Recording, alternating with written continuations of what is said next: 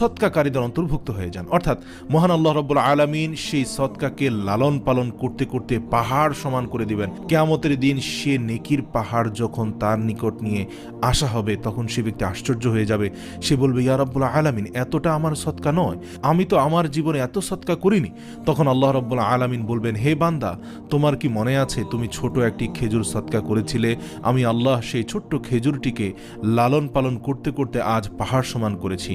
এটা তোমার সদকা, আমি লালন পালন করে এত বড় করেছি। সুতরাং আল্লাহর রাস্তায় কে যদি একটি খেজুর দান করে থাকে, সেটি আপনার নেকির পাল্লাকে পাহাড় পরিমাণ করে দেবে ইনশাআল্লাহ। 9 নম্বর হচ্ছে, রাসূল সাল্লাল্লাহু আলাইহি সাল্লাম বয়ান করেছেন, যদি তোমাদের কারো প্রতি রাগ আসে, সেটা হয় দুইটি কারণে। এক, নিজের কারণে; দুই, আল্লাহ তাআলার জন্য। আজকাল আমাদের নিজেদের জন্য রাগ বেশি আসে, কিন্তু আল্লাহ তাআলার জন্য রাগ আসে না।